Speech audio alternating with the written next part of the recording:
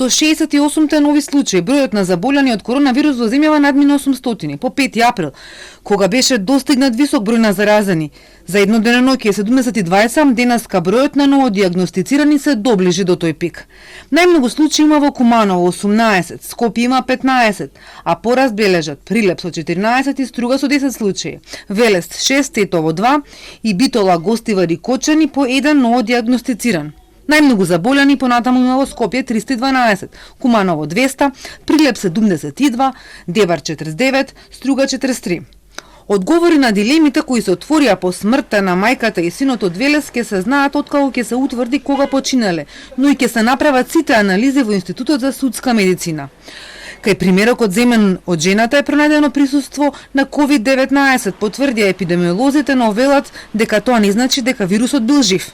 Да речеме контроверзен случај кој што се уште се расчистува во однос на точното време на смртта. Би сакал само да споменам дека се уште на Институтот за судска медицина се утврдува периодот кога може да настанала смртта, така да не знаме дали 3 месеци или помалку, и тука не би шпекулирал со точен период кога е настаната смртта.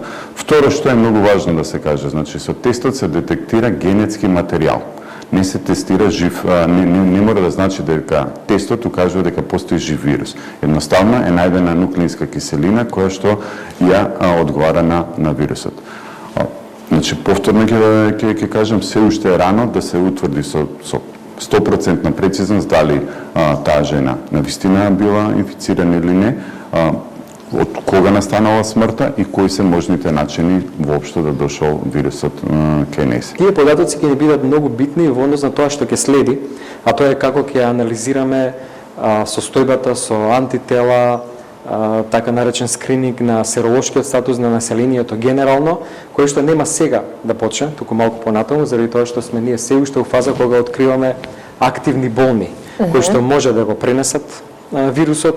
Според епидемиолозите, стапката на заболување во земјава е 40,3% на 100.000 жители, што е пониска од земјите во регионот, а стапката на смртност 4,1%. Повеќе од 65% од починатите кај нас се над 60 години. Најмногу заболуваат лицата од 50 до 59 години. Состојбата во болниците кои ги третираат пациентите заболени од COVID-19 денеска е следна. На инфективната клиника хоспитализирани се 69, 18 се на кислородна поддршка, а 8 на респираторна машина. Во 8 септември вкупно се хоспитализирани 31 пациент, од кои 6 се на респираторна машина. Во болницата во Битола хоспитализирани се 6 пациенти, тие се стабилни, а еден пациент повремено е на кислородна поддршка. Во болницата во Штип се хоспитализирани 13 пациенти.